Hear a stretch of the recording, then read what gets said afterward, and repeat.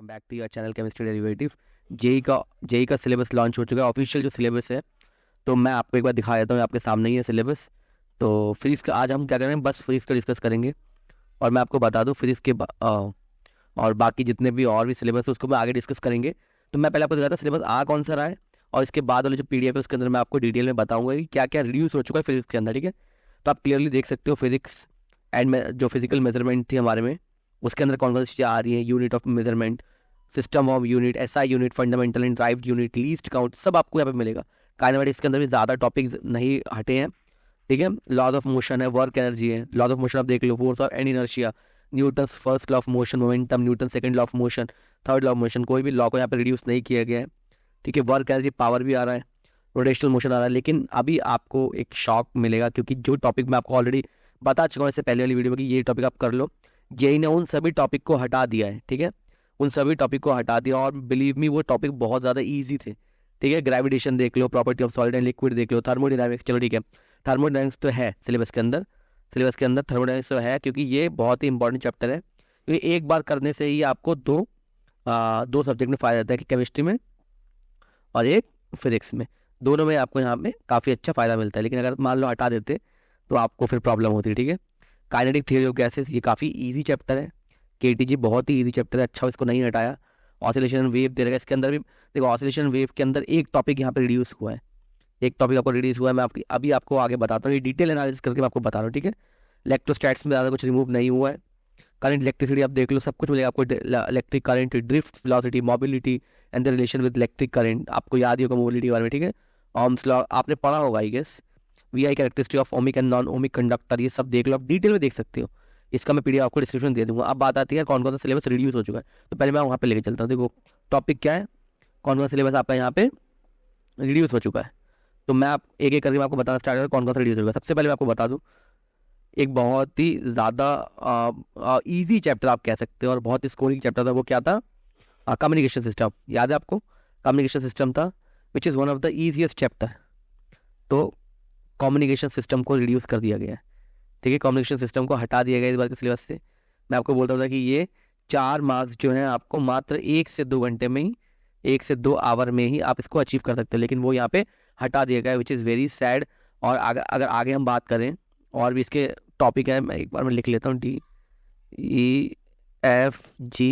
अब ये करके हम देखना स्टार्ट करते हैं कौन कौन से टॉपिक यहाँ पे और भी हटाए गए हैं। ठीक है, कम्युनिकेशन सिस्टम हटा दिए गए हैं। उसके बाद जो मैंने आपको साउंड बताया था, उसके अंदर डॉपलर्स इफेक्ट को हटा दिया गया है। ठीक है, डॉपलर्स इफेक्ट तो यहाँ से हटा दिया गया है। पोटेंशियोमीटर के जो क्वेश्चन थे, पोटेंशियोमीटर के जो क्वेश्चन आते थे, उनको रिड्यूस कर दिया गया है। और टॉपिक बताता हूँ, earth magnetic field and magnetic element, इसको भी रिड्यूस कर दिया गया है। अब मैं आपको बताता हूँ, देखो रेडियो एक्टिविटी के चैप्टर हम पढ़ते थे, जिसके अंदर DK हमसे पढ़ते थे यार, वो बहुत ही इजी चैप्टर था, उसमें बहुत ही आसान सा क्वेश्चन आता है। तो रेडियो एक्टिविटी में से भी मतलब ये चैप्टर ही पूरा हटा दिया गया, जिसके अंदर हम पढ़ते थे अल्फा, बीटा और गामा। ठीक है, वो सब टॉपिक हटा दिए गए हैं। और क्या बोलते हैं, जो क्या बोलते हैं लॉ था, डीके लॉ भी हटा दिया गया है। बहुत सारे टॉपिक हटा दिए गए हैं। और सुनो, कूलिंग कर्व जो था, क्या था, जो हम बनाते थे हीटिंग वर्सेस टाइम का, वो भी रिड्यूस कर दिया गया है।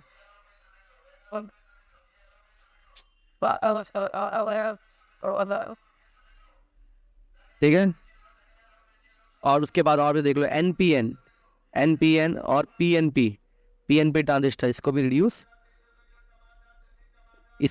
कर दिया गया है। इसके साथ साथ कार्नोट इंजन को भी रिड्यूस कर दिया गया है, जो कि क्या था, बहुत ही ज़्यादा इजी चैप्टर था, कार्नोट इंजन, इसको भी रिड्यूस कर दिया गया है। और क्या बोलते